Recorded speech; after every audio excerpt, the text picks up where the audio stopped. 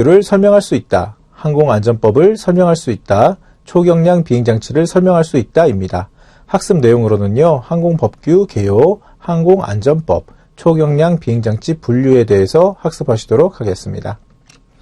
자, 우선 여러분들께서 오늘 학습하시기 전에 한번 생각해 보시면 좋을 거리들입니다. 자, 항공법으로 알고 계셨나요? 항공안전법으로 알고 계셨나요? 이 부분을 여러분들이 한번 생각해 보시면 좋을 것 같고요.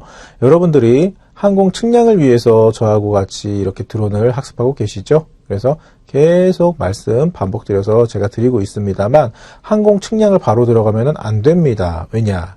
기존에 드론에 대해서 어느 정도 학습하셨던 혹은 학습을 하지 않으셨던 분들 전체적으로 동일하게 제 과목을 학습하실 수가 있는 건데요. 그렇기 때문에 오히려 기존에 학습하신 분들은요. 이번 기회에 다시 한번 복습하시는 기회로 삼으셨으면 좋겠고 그 다음 드론에 대해서 아직까지는 직접 접하지 못하신 분들도 이번 제 수업을 통해서 드론에 대해서 정확하게 한번 체계를 간단하게라도 잡고 이제 우리가 항공 측량에 대해서 학습을 해봤으면 좋겠습니다. 라는 이러한 취지로 교환은 작성이 되었습니다. 자, 그런데 잘 생각해 보시면요. 이 항공 측량이라는 이 개념 한마디로 드론을 활용해서 여러분들이 토지 정보에 대한 영상 정보, 데이터를 추출하는 이러한 과정이 될 건데요. 자, 그러다 보니까 뭐죠? 이거 취미 영역이 아닙니다. 그죠? 하다못해 최소한 단위가 뭐예요? 개인 사업자 단위입니다. 전문가의 영역입니다. 그러다 보니까 이 돈 관련된, 사람 관련된 법적인 요소에 대한 것들, 이 부분을 여러분들이 놓치지 마시라고 제가 이번 기회에 이렇게 항공안전법 다시 한번 관련된 거 교환으로 넣어드렸으니까요. 여러분들이 이번 기회에 조금 다시 한번 체계에 대해서 정리하실 수 있는 그러한 시간이 되었으면 좋겠습니다. 라는 게 제 개인적인 바람이네요. 자, 그래서 기존에 항공법이라고 알고 계셨던 분들이 계실 수가 있어요. 네, 그 다음 항공안전법이라고 정확히 알고 계시는 분이 계실 수가 있고요. 그 외에 아직 나는 드론에 대해서 잘 모르고 드론 관련된 사업도 접해보지 못했으니까 드론법이 따로 있지 않았나요? 이렇게 오해를 하시는 분들이 계실 수가 있어요. 네, 그래서 이러한 차이를 제가 설명을 드릴 거고요. 항공 측량하고의 법적 관계는 어떻게 될까? 이 부분을 한번 생각을 해보시면서 저랑 같이 학습을 하시면 좋겠죠? 그래서 하단부의 그림을 한번 보시면요. 네, 자, 장비로서 측량 드론, 그죠? 요거는 활용입니다. 그죠? 측량용 드론 이렇게 생각을 해보시면요. 다 접하실 수 있는 우리 요 교집합이 뭐예요? 별도의 측량 관련된 장비, 이거는 소프트웨어, 하드웨어 전부 다 포함되는 영역이고요. 그 다음 뭐예요? 합법적으로 이러한 측량 관련해서 활약하실 수 있는 자격 요건도 당연히 들어가는 거고요. 그 다음 뭐예요? 드론은 무인기지만 그걸 운영하는 사람은 사람이죠. 관련된 인력, 관련된 것도 당연히 법 관련된 게 있겠죠. 그 다음 아예 그냥 이 초경량 비행장치에 포함되는 드론으로서의 관련 법령 다 들어갈 수가 있겠죠. 그리고 그 외에 또 뭐예요? 측량 관련된 이러한 법규 규정이 있겠죠. 그래서 이렇게 계속해서 좀 여러분들이 인식을 해주셨으면 좋겠습니다. 라는 생각에 이렇게 넣어드렸네요. 자, 학습 들어가 보도록 할게요. 목차는요, 자, 모든 분들이 이제 어느 정도 사회생활 하시면서 여러분들이 관련된 그러한 영역의 법을 어느 정도 접하실 수는 있겠지만 대부분 법학을 전공하시지 않으셨기 때문에 법학 전공자로서 제가 이렇게 간단하게 이해를 돕기 위해서 이렇게 목차를 한번 만들어 봤어요. 자, 우선 법규 체계부터 갈게요. 저는 이제 항공안전법만 따로 이렇게 생각하지 않고요. 사실은 항공우주 법학이라는 이러한 전공을 했던 사람으로서 도저히 일반인 분들한테 법을 어떻게 하면 재미있게 좀 정확하게 좀 말씀드릴 수 있을까라는 고민을 해봤을 때 사실 단기간에 될 수 있는 학습 이 체계가 아니에요, 과목이. 왜냐? 그리고 법의 특성에 대해서 잘 모르시면요, 그냥 내가 관습적으로 알고 있었던 그냥 그러한 기본 상식, 이게 법 아니야? 뭐 별 다를 거 없던데? 이렇게 생각하시는 분들이 계실 수가 있죠. 네. 그래서 우리가 지금은 드론 관련해서 법을 그래도 알아주셨으면 좋겠기 때문에 가장 큰 틀만 비유를 들어서 쉽게 말씀드릴게요. 자, 일단 여러분들이 항공법으로 알고 계셨던 분들도 계실 수가 있고 항공안전법으로 알고 계시는 분들 계실 수가 있는데 이거 차이부터 말씀드릴게요. 자, 우리가 흔히 그냥 무슨 법이라고 하는 뭐 대표적으로 가장 유명한 게 뭐 민식이법 이런 것들이 있을 수 있겠네요. 그러한 무슨 법은요 사실은 법률 체계입니다. 법률이에요. 자, 그리고요, 항공법으로 알고 계신 분들은요, 혹시라도 아주 과거에 2017년도 이전에 뭐 꼭 드론이 아니어도요, 날아다니고 관련해가지고 뭔가 법을 한번 찾아보신 분들, 그때는 우리가 그냥 항공법으로 불렀습니다. 네. 그리고 지금은요, 과거에 항공법이라고 불렀던 이런 법률이요, 2017년도 3월 30일 기준으로 항공안전법, 항공사업법, 공항시설법으로 이렇게 세분화돼서 큰 토막으로 나뉘어졌습니다. 그래서 무슨 법이라고 하는 건 여러분들 법률이에요. 그래서 우측을 보시면 뭐예요? 국회의원들. 그래서 이 법률 제정하는 거 관련해가지고 국회에서, 네, 싸우죠? 네, 요겁니다. 자, 그리고 이 법률이라는 건요, 이 법률 위에 상위법은요, 헌법입니다. 그래서 비유를 들어드릴게요. 이게 뿌리예요. 뿌리에서 몸통, 기둥 쭉 나와서 가지, 그 다음에 열매 이렇게 세분화되는 이런 그림을 연상해 주세요. 그래서 이게 이제 기둥이라고 할게요. 이게 가지라고 할게요. 그래서 자, 이게 전제가 돼야 됩니다. 자, 뭐든지요, 위에 있는 책의 법은요, 상위법, 아래는요, 하위법으로 제가 이렇게 나눠서 이제 명칭을 해드릴게요. 자, 모든 하위법은요, 그 해당되는 법의 상위법의 권한을 넘어서서 만들어질 수가 없다. 그냥 이렇게 이해를 한번 해보세요. 쉽게 말하면요, 헌법이 뿌리라고 제가 말씀드렸죠. 이 뿌리를 벗어나서 갑자기 뚱 하고 나무 기둥이 생길 수는 없다라는 겁니다. 자, 그래서 항공안전법도요. 지금은 우리가 항공안전법으로 따로 세분화해서 부르고 있다라고 제가 말씀드렸죠. 이 항공안전법도요, 이 헌법에 대해서 위배된 내용, 벗어난 내용이 만들어질 수가 없게 되는 겁니다. 아셨죠? 네. 그래서 헌법을 바꾸려면요, 국민투표 해야 되는 거잖아요. 뿌리. 그죠? 자, 그래서 항공안전법이라는 법률이 하나 있으면요, 이게 하나의 상위 카테고리, 상위 폴더라고 한번 이해를 해보세요. 그래서 폴더 더블 클릭하면 여러분들도 그 안에 좀 더 세분화돼서 각각의 폴더가 있는 거 이해되시죠? 그런 개념으로 생각을 해보시고, 항공안전법이 있으면요, 그 법률 밑에는요, 해당되는 시행령이 있고요. 이건 명령이라고 합니다. 그리고 시행규칙이라는 게 있습니다. 아셨죠? 규칙은 여기. 네. 그래서 명령이라는 거, 네, 요즘 이제 뉴스 같은 거 보면요, 현 정부에서 대통령이 이제 대통령령으로서 이렇게 통치하고 있는 부분들이 뭐 언론에서 이야기를 하고 있는 게 있는데, 자, 그래서 그러한 명령 같은 경우는요, 대통령, 국무총리령, 그 다음에 각부 장관령, 그래서 우리 같은 드러나는 사람들은 뭐예요? 국토교통부 장관령, 그 다음 측량도요, 국토교통부 장관령, 이런 식으로 령 관련돼서도 따로 또 세분화해서 들어가야 됩니다. 아셨죠? 자, 그 다음, 그거보다 좀 더 하위 개념, 규칙, 이건 뭐예요? 이게 조례 규칙이라고 있는 거예요. 가장 하위 부분, 그죠? 이게 이제 나뭇가지, 열매, 이런 식으로 이해를 하시면 돼요. 자, 그래서 지방자치단체장이 이렇게 만들 수 있는 거, 그죠? 그러면은, 다른 식으로도 한번 설명드려 볼게요. 좀 더 세분화해서 내용을 세세하게 적어 놓은 그러한 체계는 뭘까요? 규칙입니다. 규칙. 그죠? 그 규칙의 상위법은요, 규칙보다는 좀 더 심플한 부분들을 이렇게 써나왔겠죠. 네. 명령보다 좀 더 심플한 거. 그래서 법률입니다. 쉽게 말하면요, 이렇게 예를 들어 드리고 싶네요.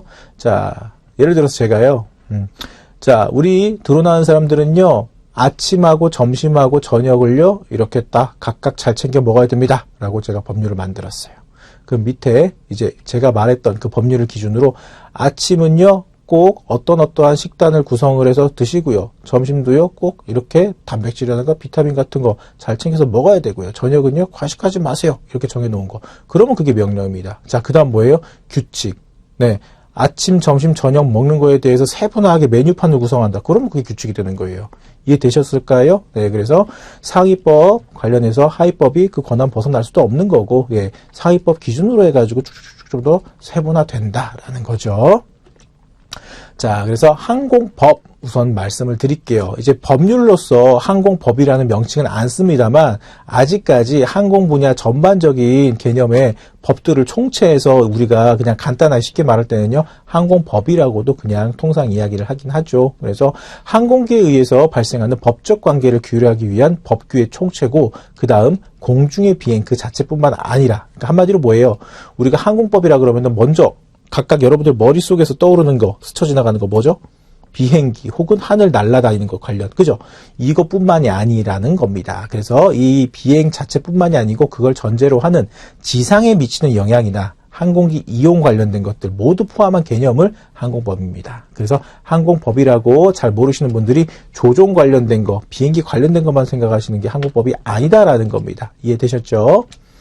자, 그래서 항공법은요, 항공 분야가 굉장히 특수한 분야이기 때문에 이러한 특수성을 고려해서요, 항공 활동 또는 같은 활동에서 파생되는 법적 관계와 재고를 규율하는 원칙과 규법의 총체라고 말할 수 있고, 일반적 항공법 분류 기준인 국내 항공법, 국제항공법, 항공공법, 항공사법을 포함하고 있습니다. 자, 여기서 법적 용어 나오니까 처음부터 저 교수 뭔가 좀 영상 입 터는 것 같은데 이제 슬슬 용어가 귀에 좀 거슬리네. 혹은 내가 들어본 것 같은데 개념이 어렵네. 이렇게 하시는 분들을 위해서 짤막하게 설명드릴게요. 자, 국내 항공법은 뭐예요? 우리나라 내에서만 법적 효력 갖추고 있는 그러한 내용입니다. 국제항공법은요, 전 세계적으로 지켜야 되는 그러한 항공법입니다. 항공공법은요, 공법 할 때 영어 뭐예요? 퍼블릭, 공공의 이익, 그러니까 정부가 개입하는 겁니다. 아셨죠? 대표적으로 여러분들이 알고 계시는 공법이 형법이에요. 잘못한 사람 범인 잡아가지고 어디가 형벌 줍니까? 정부가. 그죠? 네, 정부 기관이 이렇게 형벌로서 벌을 주죠. 그런 것들을 공법이라고 이야기합니다. 사법은 뭐예요? 여러분들 잘 알고 계시는 거, 프로베이트 뭐예요? 개인하고 개인 간의 민법이 되겠네요. 이러한 것들을 이야기하는 겁니다. 자, 그래서 기존의 항공법을 국제기준 변화에 따라서 탄력적으로 대응, 그 다음 국민이 이해하기 쉽도록 개선하고요. 운영상에 기존에 있었던 항공법 운영상에 나타난 미비점을 개선하고 보완하기 위해서 뭐예요? 일단 2011년도부터 일단은 우리 그냥 항공법이라는 하나의 큰 가방 안에다가 이것저것 다 따로 넣어가지고 쓰고 있으니까 이거 안 그래도 특수한 영역인데 항공 분야가 일반인들은 한 번에 딱 봤을 때 이해하기도 어려운 그러한 분야고 좀 더 특수성을 갖추고 있는 분야를 다루고 있는 법이라서 더 어려운데 참 힘들다라는 겁니다. 그죠? 그리고 계속해서 이 항공법에 영향을 받을 수밖에 없는 거는 항공 분야에 대한 기술력이 발전하면 발전할수록 새로운 형태의 항공기가 나올 수도 있고요. 그 다음에 조금 더 항공기의 속도가 빨라지는 경우도 생길 수가 있고요. 그죠? 그리고 그런 운영 체계가 계속해서 발전해서 새로운 형태가 나올 수 있기 때문에 한마디로 뭐예요? 법은 계속해서 관련해서 항공법은 개정될 수밖에 없는 겁니다. 그런데 기본적으로 항공법이라는 하나의 가방에만 그런 비유를 드리면요. 하나의 가방에만 다 넣어놓다 보니까 그때그때 어떤 법인지 찾기도 힘들고, 그죠? 그리고 개정하려고 찾아보면은 또 어떻게 개정해야 될지도 분류하는 것도 힘들고, 그래서 법을 이때부터 뭐예요? 일단은 나눠봅시다 라고 이야기가 나온 게 이때라는 겁니다. 아셨죠? 기존의 항공법을요.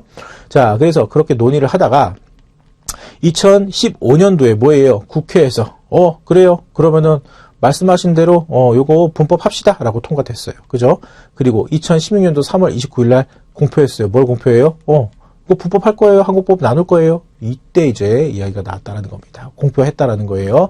그래서 이에 따라서 하위 법령인 하위법이죠. 시행령, 시행규칙이 제정이 되었고요. 2017년도 3월 30일 요때 기준으로 해가지고 제가 앞서 설명드린 바와 같이 기존의 항공법이요. 크게 세 덩어리, 세 개의 가방으로 나뉜 겁니다.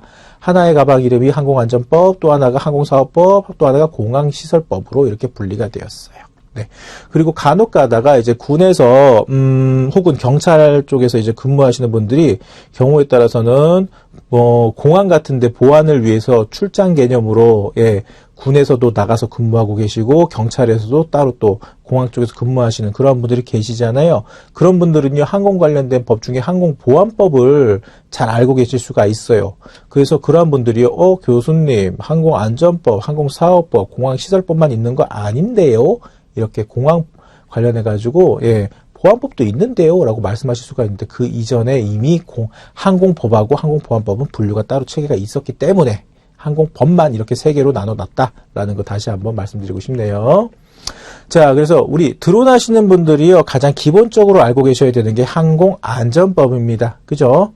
네, 그래서 항공안전법을 제가 이제 이 교과목에 가장 기본적인 큰 타이틀로 잡아놓았던 이유고요. 이 안에서는요, 항공기 기술 기준이라던가 이 관련된 종사자, 항공교통, 그 다음에 우리 초경량 비행장치 관련된 내용들이 들어가 있습니다. 그래서 날아다니는 거 관련된 안전, 그죠? 모든 총체적인 부분을 다루고 있는 법률이 바로 이렇게 항공안전법이 됩니다. 자, 항공사업법은요. 말 그대로 항공 관련돼 가지고 돈 벌고 싶으면 이걸 따르세요라는 법이겠죠. 그래서 뭐예요? 항공 운송사업, 그다음에 사용사업, 교통 이용자 보호 등 관련된 겁니다. 자, 그다음 항공 관련되면요. 일단은 공항이 있어야 되겠죠? 그리고 공항 관련 뿐만이 아니어도요, 이 항공 관련된 시설들, 그죠? 시설물 관련된 법이 따로 있어야 되겠죠? 그래서 공항시설법으로 이렇게 나눠 놓은 겁니다. 그래서 공항 및 비행장의 개발이라던가 항행 안전시설 관련된 내용들은요, 이렇게 나와 있어요. 그래서 분류는 쉽죠? 항공안전법을 여러분들은 기본적으로 생각을 해 주시고요. 그 다음, 항공 측량이라던가 더 나아가서 다른 계통에서 우리가 드론을 활용을 해가지고 사업을 희망하시는 분들은 항공사업법 한번 제대로 들여다보시면 좋을 것 같죠. 네, 이런 겁니다. 그래서 이러한 내용은요, 초경량 비행장치 이 카테고리 안에 우리 드론이 들어가 있기 때문에 이 내용이요, 이렇게 항공안전법상 제122조부터 해가지고 여러분들이 찾아보시면 내용들이 전부 다 초경량 비행장치 관련된 이 법규 법률 내용이구나 라고 여러분들이 아실 수가 있고요. 대표적인 것들만 꼽아보면요, 이 장치 신고라고 하는 신고, 그 다음에 비행 안전성 인증이라던가, 그 다음 공역 관련해서 비행 승인이다, 혹은 이 교육을 할 수 있는 전문 교육기관들 관련된 이러한 내용들이 이렇게 들어가 있습니다. 자, 일단 초경량 비행장치에 대해서 정의를 정확히 알고서 여러분들 학습하시면 좋을 것 같아요. 자, 법적인 과목이니까 법적인 이 기준부터 우리가 살펴봐야 되겠죠. 자, 초경량 비행장치에 대한 정의 및 범위는요, 명확하게 써놔야지 운용하는 사람, 따르는 사람들이 헷갈리지가 않겠죠. 그래서 항공안전법상에 이렇게 초경량 비행장치에 대한 정의가 나와 있습니다. 자, 나중에 추후에 여러분들하고 학습을 하면서요, 제가 법제처 홈페이지 들어가가지고 나중에 확인을 시켜드릴 건데, 그 이전에 모든 법 체계는요, 제1조 1항이 이 법이 왜 만들어졌는지 목적을 이야기합니다. 그리고 2조에서는요, 그 법에서 말하고 있는 용어에 대한 정확한 정의를 이야기해주고 있습니다. 네. 그래서 우리 항공안전법상 초경량 비행장치에 대한 정의는요, 제2조 제3호에 관련된 내용이고요. 과거에는요, 항공법으로만 통쳐서 있었을 때는 항공법 제2조에 대한 내용입니다. 자, 초경량 비행장치는 법에서는 뭘로 규정하고 있는지 한번 볼까요? 항공기하고요, 경량 항공기 이거 외에 공기의 반작용으로 뜰 수 있는 장치인데요, 자체 중량, 좌석 수 등을 누구요? 국토교통부 장관이, 그러니까 국토교통부 장관이 바꿀 수 있는 거예요. 그죠? 네, 그래서 국토교통부 령으로 정하는 기준에 해당하는 동력 비행장치, 행글라이더, 패러글라이더, 기구류 및 우리 무인 비행장치, 이런 것들을 전부 다 뭐예요? 초경량 비행장치라고 한다라고 이렇게 법에 나와 있대요. 그래서 기존의 과거의 항공법에서는 뭐라고요? 그냥 동력 비행장치, 인력, 활공기, 기구류 및 무인 비행장치로만 구분을 했대요. 행글라이더가 없었다라는 거네요. 자, 그래서 법적에서 말하고 있는 초경량 장치는요, 이렇게 사진으로 여러분들 이해를 돕기 위해서 만들면 이렇게 된다라는 겁니다. 자, 그러면 여러분들은 이제 드론이라고 했었을 때 아직까지는 멀티콥터 형태를 가장 먼저 떠올리시는데요, 여태까지 저하고 열심히 학습하신 여러분들 수준이 어느 정도 되시기 때문에 제가 거꾸로 한번 질문해 드리고 싶어요. 여러분들이 알고 계시는 드론은요, 이 그림에서 몇 개 정도입니까? 한번 찾아보실까요? 시간을 조금 드릴게요. 자, 그래도 어느 정도 보셨죠? 네. 혹시 정답 3개라고 말씀하신 분 계십니까? 드론은 여기서 봤었을 때 사진상 드론은 3개예요 라고 생각하신 분이 계실 수가 있고요. 정답은 4개입니다. 네, 그러면 3개라고 하신 분들은 뭐예요? 왠지 이 그림상 하단부에 요 3개, 요것만 드론이라고 생각을 하신 거죠. 그런데 드론을 여러분들 정확히 알고 계신다라고 자부하시려면요, 전제 조건 2개만 알고 계시면 제가 된다고 말씀드렸죠. 첫 번째 뭐예요? 무인, 그죠? 사람이 탑승하지 않죠. 그 대신 탑승하지 않으니까 조정은요, 주파수를 통해서, 그죠? 그래서 우측의 무인 비행선도 드론입니다. 아시겠죠? 네, 그래서 좀 더 쉽게 4개라고 찾으신 분들은 뭐예요? 앞에 무인만 찾으면 이게 다 드론 아닌가요? 네, 그게 사실은 맞아요. 그죠? 네, 이런 겁니다. 자, 그러면 여기서 우리 과목하고 맞는 거 한번 이야기해 볼까요? 항공 측량에 사용되는 초경량 비행장치는 이라고 이야기하는 거하고, 항공 측량에 사용되는 무인 비행장치는, 그죠? 이렇게도 나눌 수 있고요. 좀 더 법을 제대로 항공안전법 공부하신 분들은요, 좀만 더 깊게 가가지고, 자, 항공 측량 쪽에서 사용하는 무인 동력 비행장치는 이렇게도 세심하게 분류를 할 수가 있어요. 그래서 그냥 좀 더 간단히 말씀드릴게요. 자, 멀티콥터 가지고 측량 가능합니다. 비행기로 측량 가능합니다. 헬리콥터는요, 가능은 한데 안 하죠. 왜냐? 진동 너무 많이 발생하죠. 메인 로터에서 발생시키는 출력, 그죠? 네, 이런 겁니다. 자, 다음 무인 비행선으로는요, 정밀한 데이터 찾기가 힘듭니다. 왜냐? 공기의 저항을 너무 많이 받고요. 그 다음에 내풍성이 떨어질 수밖에 없는 구조고요. 정밀한 비행이 안 되는 겁니다. 얘는요, 양력 발생으로 비행시키는 게 아니죠. 저절로 뜨는 힘, 부력에 의해 가지고, 그죠? 예, 그러다 보니까 여기에 측량 장비를 장착을 해서 측량을 하는 건 바보짓입니다. 그래서 무인 비행선으로 측량은 안 합니다. 왜냐? 그리고 또 너무 높은 고도까지 운용하기에는 너무 부담스러워요. 무인 비행선은요. 예, 이런 겁니다. 그래서 이러한 것들 때문에 여태까지 저하고 여러분들 측량을 건드리기 전에 드론에 대해서 무인 비행체로서의 특성을 먼저 좀 제대로 아셨으면 좋겠습니다라는 이러한 제 커리큘럼에 따라서 열심히 학습하신 거잖아요. 그죠? 네. 재밌는 건 뭐예요? 항공기가 있고요. 경량 항공기가 있다라고 아까 앞서서 설명을 드렸는데 여기는요. 비행 장치예요.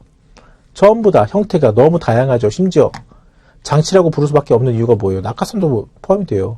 그리고 기술력에 따라서 기존에 우리가 지금 알고 있는 초경량 비행장치 말고 새로운 초경량 비행장치가 뿅 하고 나타날 수가 있어요. 그죠? 초경량은 말 그대로 뭐예요? 무게가 가벼운데 날아다닐 수 있게 도와줄 수 있는 것들이면 전부 다 초경량 비행장치가 되니까요. 그죠? 네. 그래서 우리는 항공기도 아니고 경량 항공기도 아니고 무슨 기로 끝나는 게 아니고 비행장치로 이렇게 끝나는 장르에 대해서 우리가 무인기를 배우고 있다라고 이해를 하시면 재밌겠네요. 자, 방금 말씀드렸던 걸 도표화하면 이렇습니다. 초경량 비행장치에 대해서 이렇게 세심하게 법적으로 구분을 지어놨죠. 네. 그래서 이러한 도표 보면요. 성실하신 분들 이렇게 공부하시죠. 아, 초경량 비행장치 안에 환경안전법에서는 이렇게 분류를 해놨는데 그 안에는요. 이런 것들이 있구나. 그 중에 우리는 무인 비행장치 안에서 또 무인 동력 비행장치가 나뉘고 또 하나는 무인 비행선으로 나뉘는구나. 이렇게 들어가시면 학습 바보같이 하시는 겁니다. 왜냐? 거꾸로 하시면 한 번에 끝납니다. 무인 비행기, 무인 헬리콥터, 무인 멀티콥터 이 세 개의 교집합은 뭐죠? 비행을 하는 데 있어가지고 동력원이 필요하다라는 겁니다. 그러니까 세 개를 합쳐서 무인 동력 비행장치. 동력원은 뭐예요? 엔진 혹은 모터라는 거죠. 네, 그런 겁니다.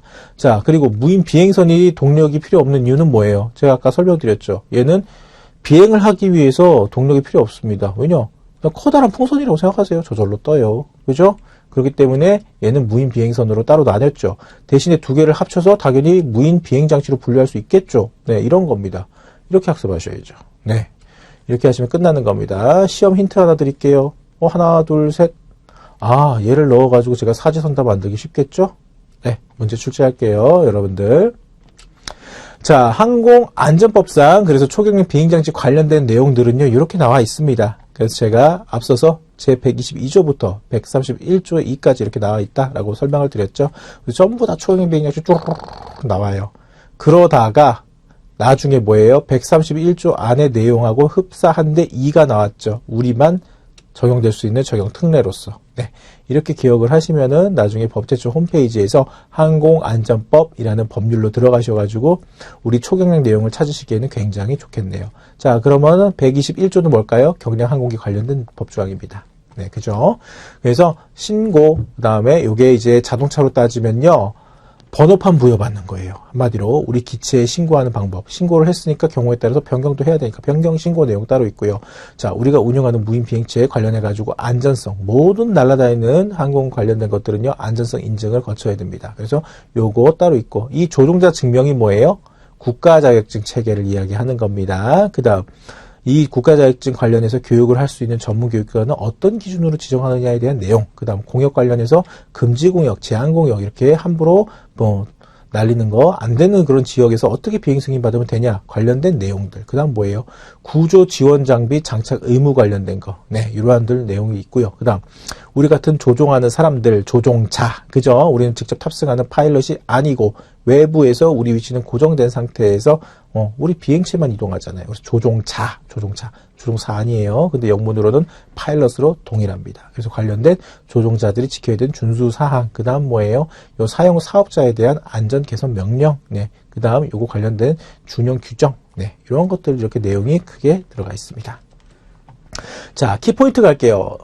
2017년도 3월 30일 기존 항공법이 세분화되었다. 그래서 이 법이 세분화되면서요, 우리 자격증 관련된 체계도 바뀌었습니다. 그래서 2017년도 3월 29일 날 자격증을 취득하신 분은요, 자격증 명칭이요, 초경량 비행장치, 뭐예요? 기본 조종자인데 무인 회전익으로 되어 있어요. 그래서 그거를 취득하신 분은요, 무인 멀티콥터하고 무인 헬리콥터하고 둘 다 법적으로, 합법적으로 활용하실 수 있는 법적 효력이 발생할 수 있는 그런 자격을 취득하신 거고요. 아, 안타까워, 까비. 그 다음날부터 취득하신 분은요, 멀티콥터 따로, 헬리콥터 따로 취득하셨어야 되는 그런 일이 벌어졌네요. 자, 항공안전법, 항공사업법, 이렇게 공항시설법으로 세분화되었다라고 제가 계속해서 말씀드리고 있어요. 그러면 요것도 하나, 둘, 셋.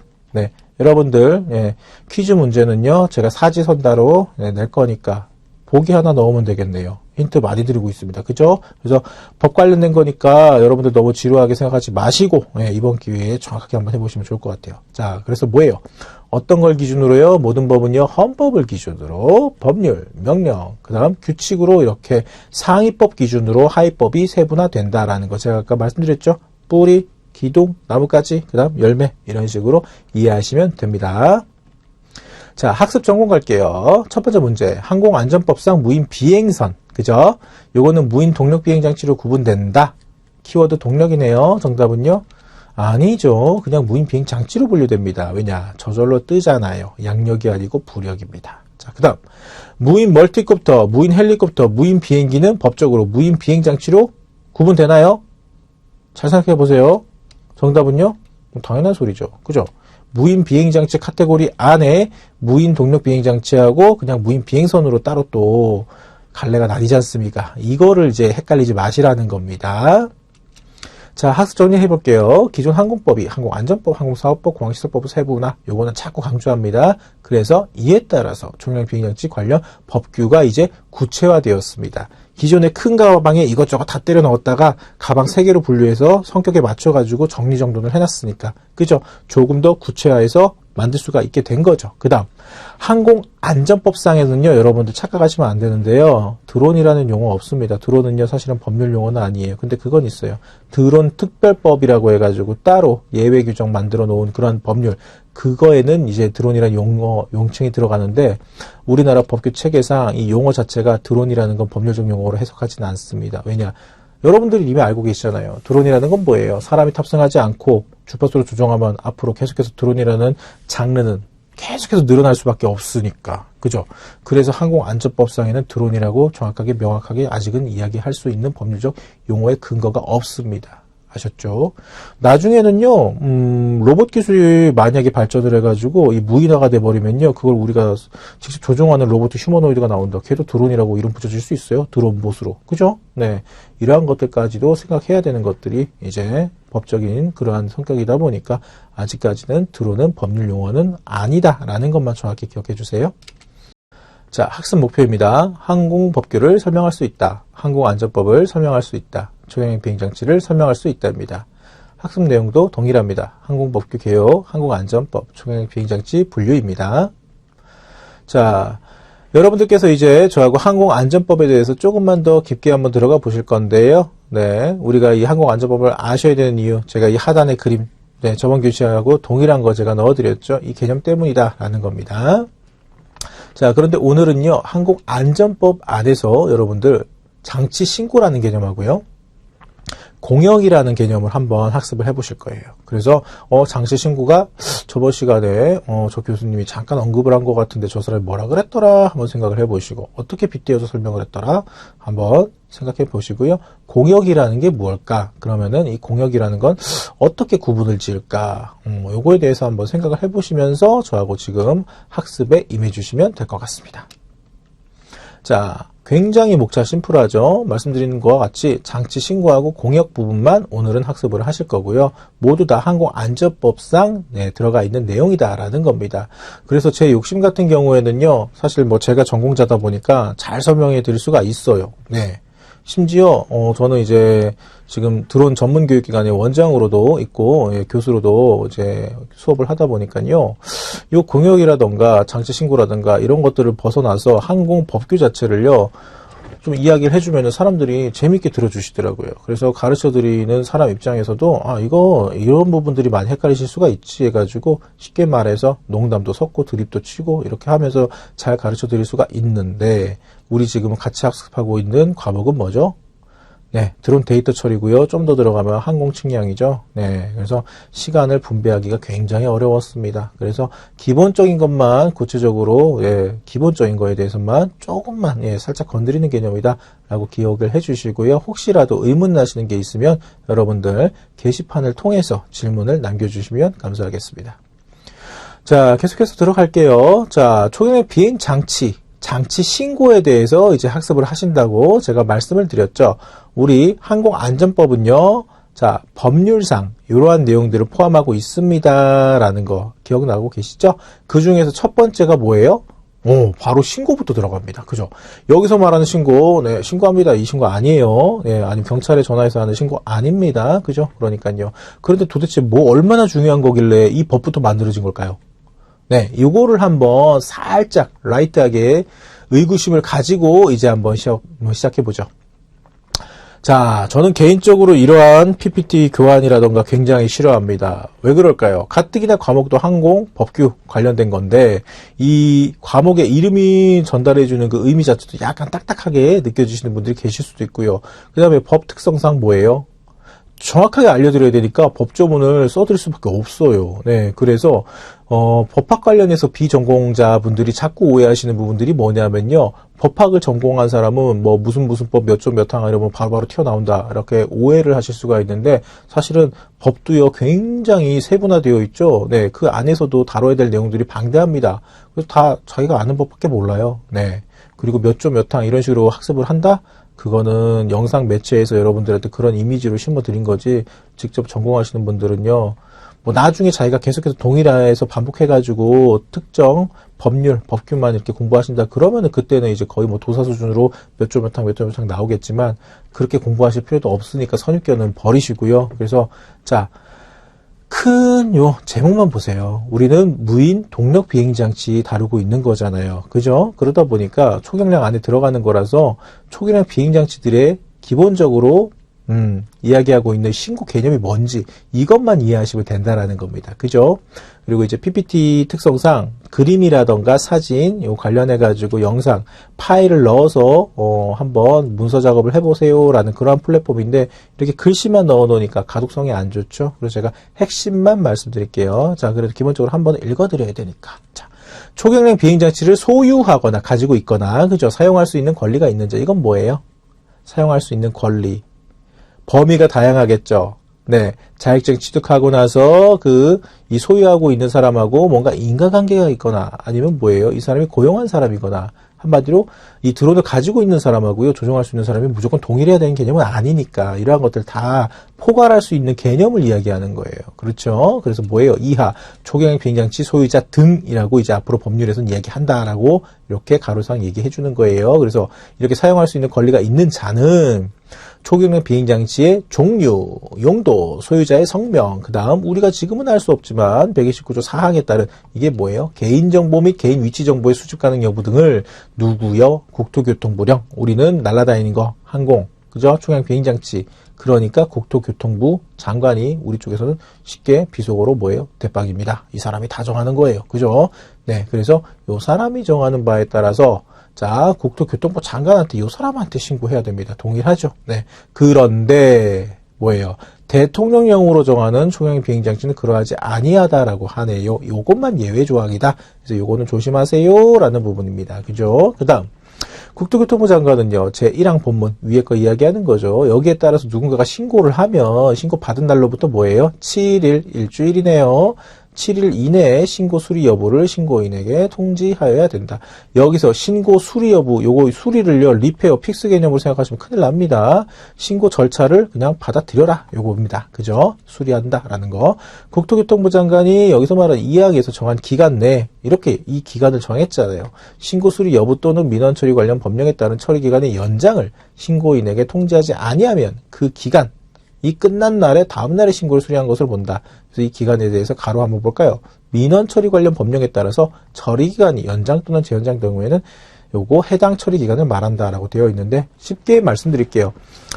자, 요거죠. 요거 소유하거나 사용할 수 있는 사람이 요거 용도, 종류, 이름, 그죠? 요거 관련해 가지고 어떤 성격이에요? 개인 위치 정보 수집 가능 여부 등을 이 사람한테 신고해야 되는데 이걸 며칠 내에 하라고요? 7일 내에. 그런데 7일 내에 관련해가지고 제대로 우리가 7일 안에 오케이 통과해요? 아니면 아니에요? 라고 정확하게 이 여부를 이야기하지 않아야만 뭐예요? 아마도 그 다음날 신고 받아들인 걸로 본다라는 거예요. 이게 이렇게 함축하니까 쉽죠. 그런데 글이 막 있으니까 이게 뭔 소리야. 내가 평소에 친구하고 이야기를 할 때 뭐 이런 식으로 문장을 만들어서 이야기 안 하는 것 같은데 이렇게 하다 보니까 선입견이 생겨서 여러분들이 이해하실 수도 있는데도 불구하고 어렵게 선입견을 가지시는 것 뿐이다 라는 겁니다. 네, 그래서 뭐예요? 자, 이 내용은요. 한마디로 드론 관련해가지고요. 가지고 있는 사람이나 쓰고 싶은 사람은요. 요거 관련된 이 내용들, 이름, 성명, 용도, 그죠? 요거 관련해서 개인 위치 정보 관련해가지고 신고해라. 대신에 7일 이내에 신고받은 국토교통부 장관은 뭐예요? 정확히는 교통부에 속해 있는 장관이 직위는 찍어주고 오케이는 해주지만 결제는 해주지만 실제 업무 받는 사람들은 그 밑에 하위 주무처에 있는 분들이 되시겠죠. 네, 그 사람들은 일주일 이내, 7일 이내 요거를 이렇게 해라라고 법으로 만들어 놨다라는 겁니다. 그러니까 괜히 요거 관련해서 이 이외의 사항에 대해서 정보를 요구하지 말고 수집하지 말고 그 다음 날짜도요. 네 마음대로 한 달 후에 해줄게 이렇게 정하지 말라고요. 그죠? 네, 이런 내용들입니다. 다 법적으로 근거가 있네요. 자, 국토교통부 장관은 제1항에 따라서 총량 비행장치 신고를 받은 경우 뭐예요? 신고 번호를 발급해야 된다. 그래서 뭐예요? 방금 이야기했던 소유자 이름, 어떤 기체, 어떤 목적 관련해가지고 그래서 신고를 하면은 신고 번호를 발급한다라고 하니까 제가 그래서 저번 시간에 뭐라고 비디오 드렸죠? 자동차로 따지면 차량 번호판. 네. 그냥 그 이야기예요. 그거 받는 게 그냥 신고 과정입니다. 이해되셨죠? 그래서 신고 번호를 발급받은 총량 비행장치 소유자 등은 그죠? 여기서 말하는 소유자 등은 아까 뭐라고 했어요? 가로에서 사용할 수 있는 권리가 있는 사람도 포함한다 그랬죠? 그래서 가로에서 이제 앞으로는 이렇게 이야기할게라고 이제 해놨다라는 거 확인하셨습니다, 여러분들. 자, 그래서 이 사람은 뭐예요? 한마디로 신고번호 받았으니까 요거 네가 쓰고 있는 총량 비행장치에 반드시 표시해라 라고 법으로 정해놨다라는 거예요. 그러니까 안 지키면 뭐예요? 처벌할 수 있는 근거가 된다라는 겁니다. 그래서 모든 법은요, 여러분들 법에 써 있는 그대로만 따르면 됩니다. 대신에 이 법에 써져 있는 걸 안 따르시잖아요? 제재를 가할 수가 있어요. 네, 그래서 이것만 여러분들이 유념하시면 되고 내가 괜히 잘 모르면서 법을 안 찾아봐 놓고선 그냥 추측해가지고 남한테 이야기하시거나 잘못 전달하지 않으셨으면 좋겠습니다. 그래서 이 관련해가지고 드론을 쓰시는 분들은요, 본인 역시도 피해받지 않으셔야 되고, 잘못된 개념 자체를 남한테 이야기해 주셔가지고, 잘못된 거짓 정보로 인해가지고, 선이든 악이든 남에게 피해주지 않으셨으면 좋겠습니다. 그런 식으로 생각하셔도요, 이 항공법 관련해가지고 학습하시는데 조금 흥미를 느끼실 거예요. 와우, 신고 절차입니다. 그죠? 그래서 요거는 뭐예요? 법률이에요? 그럼 저희가 아까 이야기했던 장치 신고는요, 무슨 조라고 했죠. 예, 요거는 법률 맞아요. 여기에서 이렇게 내용이 있으니까 좀 더 세부 사항은요. 예, 규칙으로 만들어 놨겠죠. 혹은 규칙보다 좀 더 작은 개념인 국토교통부 내에서 이 장치 신고를 전담하고 있는 기관에서 기관장이 또 이렇게 절차를 만들 수도 있겠죠. 이렇게 하위 이렇게 들어가는 겁니다.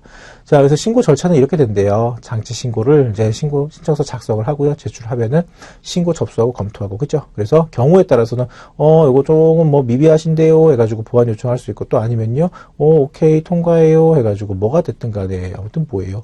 신고 번호 발급해줄 테니까 요거를 개인이 인쇄를 해가지고 기체 신고 표시해라. 해가지고 요거 관련돼서 딱 나오죠. 그래서 과거에는요, 저도 이제 경험이 있는데, 지금은 드론 원스톱이라는 여기 나와 있죠. 신고 채널이라고요. 그래서 드론 원스톱 시스템이라고 있습니다. 여러분들이 검색을 하시면 나와요. 네이버 창 같은 데에서 드론 원스톱이라고 해도 되고요. 원스톱 시스템이라고 해도 돼요. 그리고 원스탑이라고 해도 나옵니다. 드론 원스탑. 아셨죠? 그래서 이러한 홈페이지를 통해 가지고 여러분들이 접수가 가능하신데 장치 신고도요. 과거에는 현장 방문해 가지고 다 서류를 썼어요. 네. 많이 좋아졌네요. 자, 이제 장치 신고에 대해서 언뜻 나왔어요. 자, 여러분들이 기본적인 개념은 다 해결을 하셨으니까 공유가 한번 가볼게요. 자, 우선 제가 법 관련돼서 이게 조문 설명을 해드리기 전에 공역이 뭔가요? 비행 공역이라고 하면요. 자, 비행, 날아다닐 수 있는 행위, 그죠? 그래서 공역은 하늘 공짜네요. 그래서 역은요. 지역, 구역, 에어리어, 존 이겁니다. 그래서 날아다니고 관련된 하나의 이러한 스페이스 공간을 따로 만들어 놨고 그거를 따로 관리하고 있는 거구나 이렇게 이해를 하시면 될 것 같아요. 자, 그래서 공역을 아실 때에는 다시 한번 하늘만 말하는 겁니다. 우리가 주로 이렇게 지상에서 거주하시니까 무의식적으로 공역이라고 하면 땅 위에 하늘만 생각하시는데 아니요. 그냥 하늘 자체를 말하는 거니까 바다 위도 해당됩니다. 아셨죠? 자, 들어가 볼게요. 항공기 활동을 위한 공간으로서 자, 그러면 여기서 여러분들 생각해 보세요. 만약에 이 첫 문장을요. 항공기 활동을 위한 공간이라고 안 하고요. 비행 관련된 공간으로서라고 해버리면은 여기에서 만약에 비행을 하다가 추락을 했어요, 항공기가. 그러면 거기 관련된 공역에는 이 법조항은 해당이 안 되는 거예요.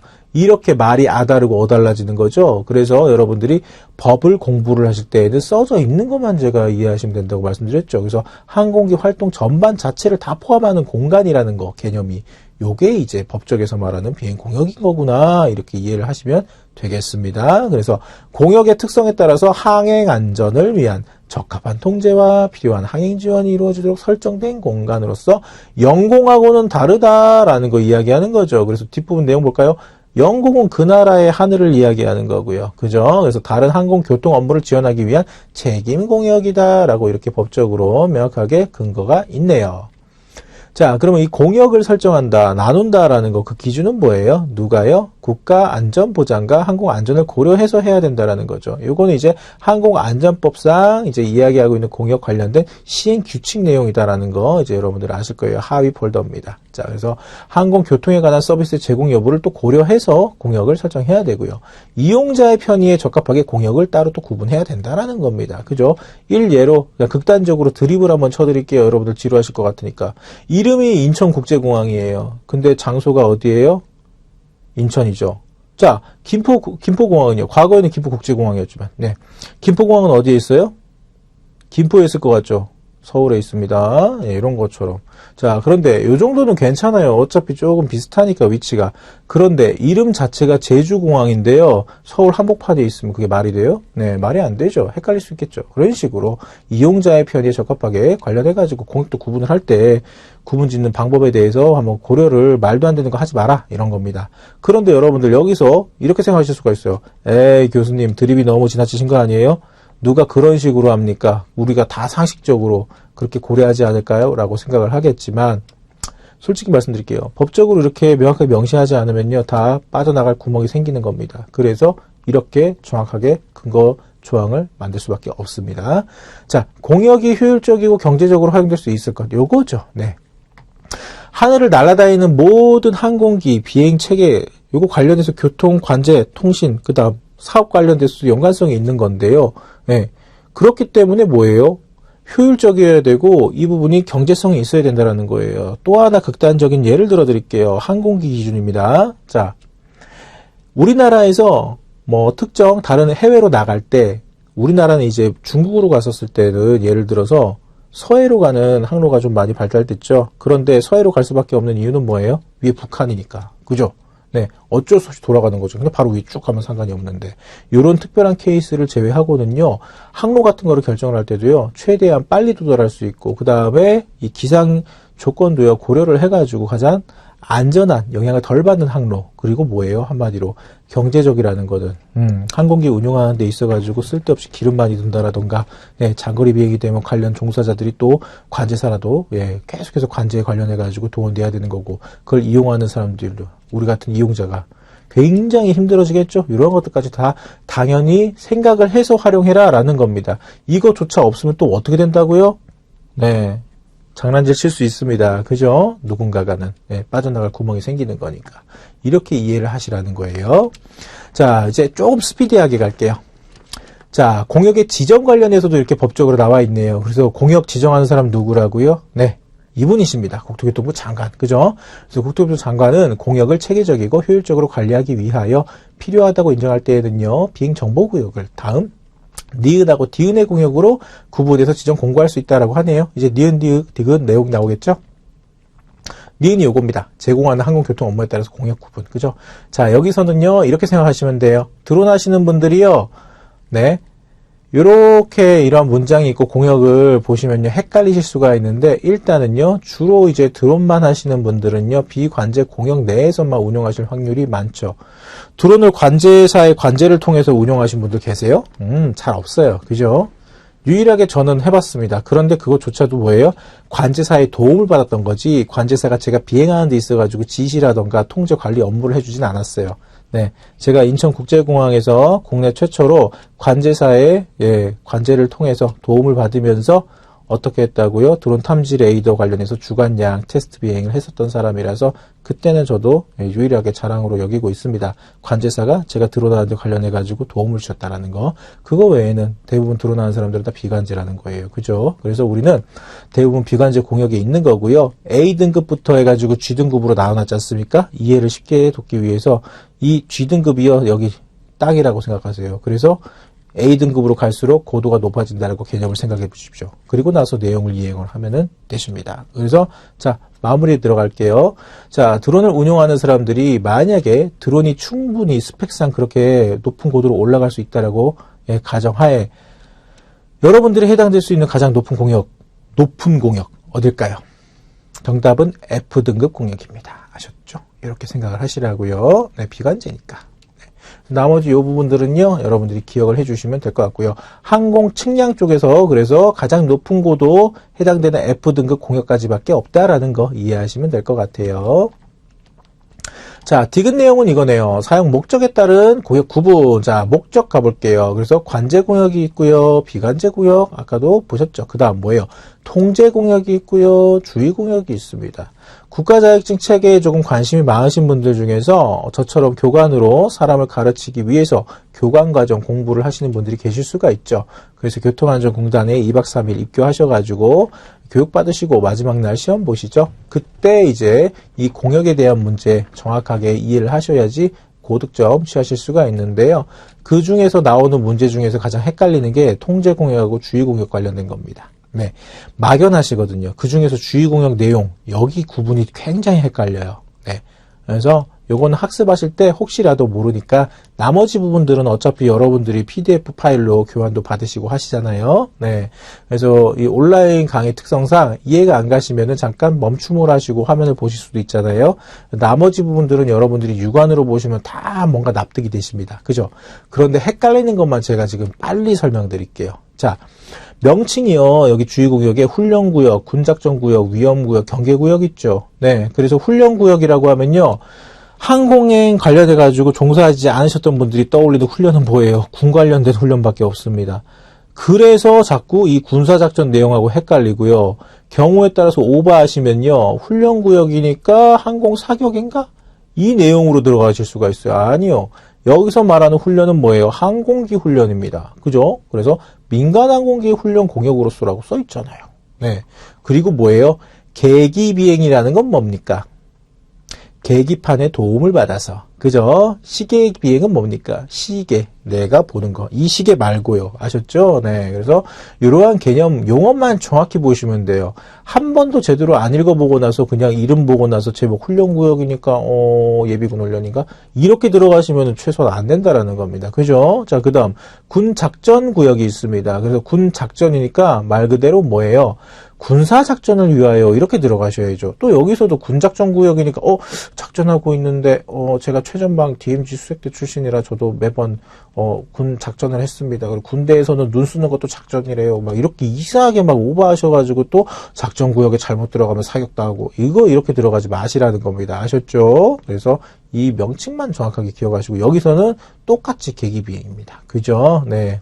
그 다음 위험구역. 또 여기서 소설 쓰십니다. 위험한 구역의 이유는 뭐예요? 뭔지는 모르겠지만 위험하니까 거기 들어가면 또 사격한다는, 자꾸 이렇게 들어가시면 안 된다라는 거예요. 그래서 위험한 이유는 뭐예요? 항공기가 비행했었을 때 항공기 또는 지상시설물에 대해서 위험이 예상되는 공역을 위험구역이라고 한다라는 겁니다. 그러니까 이 분류를 하는, 구분을 하는 주체가 뭐가 되는지를 정확히 기억하시라는 거예요. 경계구역은요. 또 경계라는 말하면 자꾸 우리나라에 군필자들이 많으시니까 또 군 관련돼서 아유 제발 이렇게 들어가지 마시라고요. 그래서 경계하는 이유는 뭐예요? 대규모 조종사의 훈련이다. 그죠? 근데 여기서 이 훈련이란 단어가 나오니까 여기서 또 훈련구역하고 헷갈리실 수가 있는데 아니라고요. 아셨죠? 여기서는 경계를 할 수밖에 없는 그 이유가 대규모로 벌어지는 일이니까 이렇게 이해를 하시라고요. 그리고 또 뭐예요? 비정상적인 형태의 항공활동이 수행될 수가 있다라는 거예요. 대부분 요거 이제 뭐가 있을까요? 힌트를 하나 드리면요. 위성 쏘는 발사 시험이라던가 대륙간 탄도미사일 같은 거, 그죠? 이제 군사 관련된 거, 요거 관련해 가지고도 있을 수가 있는 거예요, 그죠? 네. 그래서 이 자꾸 헷갈리실 수 있는 항공사격이나 대공사격, 요거 이제 한번 건드려 볼게요. 항공사격, 대공사격 등으로 인한 위험으로부터 뭐예요? 항공기의 안전을 보호하거나, 그죠? 요겁니다. 그래서 제한한다. 그래서 제한하는 이유는 따로 보안 관련된 거니까 이렇게 해서 내가 여기를 어기면은 위험할 수가 있으니까 제한을 하겠다라는 뜻으로 이 구역의 이름을 이해를 하셔야지 괜히 밀리터리 풍 냄새가 난다고 해가지고 아무거나 연관짓지 마시라는 겁니다. 나머지 부분들은요, 여러분들이 생각하시면은 충분히 이해가 되시니까 이 부분은 이제 넘어가도록 할게요. 자, 그래서 일단은 처음 학습하시는 분들 이렇게 조금 기억을 해주시면 좋겠어요. 이 공역을 나누는 이유는요, 공역을 구분짓는 세세한 이유들이 있다라는 것을 아셨고 쉽게 접근하죠. 여기서는 드론 띄워도 됩니다. 여기서는 안 돼요. 이렇게 크게 두 개의 카테고리로 나뉠 수 있고, 안 돼요 하는 이유들이 세분화될 수가 있습니다. 그죠? 그 중에서 안 돼요 하는 공역부터 가볼게요. 비행 금지 장소. 자, 비행장으로부터 반경 9.3km 이내인 곳은요, 관제. 그죠? 비행장, 관제. 이렇게 생각을 하시고 관제권이라고 부릅니다. 그리고 공항, 비행장은요, 뭐예요? 수시로 항공기들이 2차 이동을 하니까, 그래서 이렇게 금지 공역으로 되어 있다. 자, 또 하나, 휴전선 인근 서울 도심 상공 일부. 국방보안상의 이유로 비행이 금지된 곳, 그죠?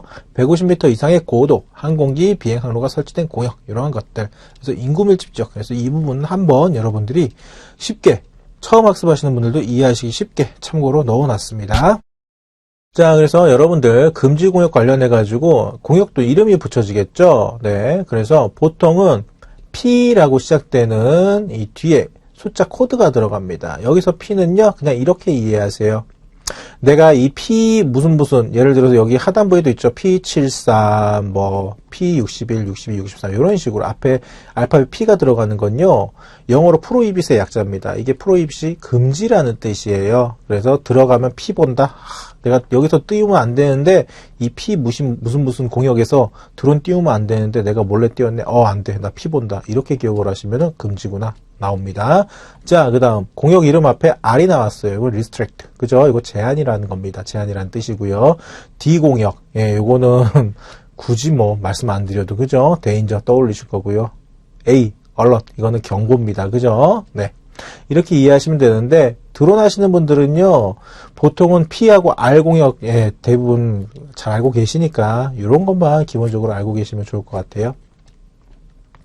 자, 그래서 우리가 공역에 대해서 좀 잘 아셔야 되는 이유가 뭐죠? 항공 측량을 하기 때문에 대규모 이렇게 범위 내에서 측량을 하실 수가 있어서 공역 관련해서 잘 아셔야 되고, 측량 관련해서 이제 무언가 업무적으로 수주를 하실 때 장소, 규모 이런 거 보실 때 공역도 같이 한번 보셔가지고 특정 장소까지는 비행을 하는데 문제가 없는데 그 구역을 넘어갔었을 때 공역이 성격이 바뀔 수가 있으니까 이번 기회에 한번 보셨으면 좋겠고요. 기본적으로 비행 가능 공역은 이렇게 되어 있습니다. 그래서 이거는 제가 굳이 읽어드리지 않아도 될 것 같은데, 이제 항공안전법상 이제 우리가 이야기하는 건요, 소형 드론이라고 이야기하면 조금 너무 추상적이잖아요. 그래서 25kg, 최대 이륙 중량 말하는 겁니다. 25kg 이하에 대한 드론은요, 공역상 문제가 없으면 그냥 아무데나 띄워도 된다라는 거예요. 비행만 말하는 겁니다. 아셨죠? 촬영은 포함하지 않아요. 그런데 25kg 초과되는 기체들은요, 공역상 문제는 없어도 무조건 비행 승인은 내야 됩니다. 이 이야기를 하는 거고요. 그 다음 공역이랑 별도로 고도 관련해서는요, 자, 법에서는 150m라고 정확히 이렇게 나와 있습니다. 그런데 자꾸 여러분들 네이버 같은 데 검색하셔가지고요, 합법적으로 내 드론을 최대한 높이 띄울 수 있는 고도가 몇이냐라고 자꾸 찾아보셨을 때 150m까지는 띄워도 돼요, 이렇게 자꾸 허위 정보 말씀하시는 분들이 계세요. 이 숫자가 150으로 나뉘어 떨어지니까 자꾸 150까지는 올려도 된다라고 착각을 하시는데 그거 불법입니다, 엄연히요. 자, 그래서 법에서는 150m 미만 149m까지가 합법 고도입니다. 그러면요, 우리 측량은요, 사실은요, 경우에 따라서는 고도 300까지도 올라가고 막 그래야 돼요. 그러면은 법에서 말하는 150m 미만의 이 고도는 이미 넘었잖아요. 그럼 어떻게 될까요? 공역이랑 별도로 고도에 관련된 승인을 여러분들이 비행 승인 받으셔야 됩니다. 이러한 책이에요. 요것만 잘 기억하시면 되고, 제발 150m 합법고도 아니니까 미만을 기억하세요.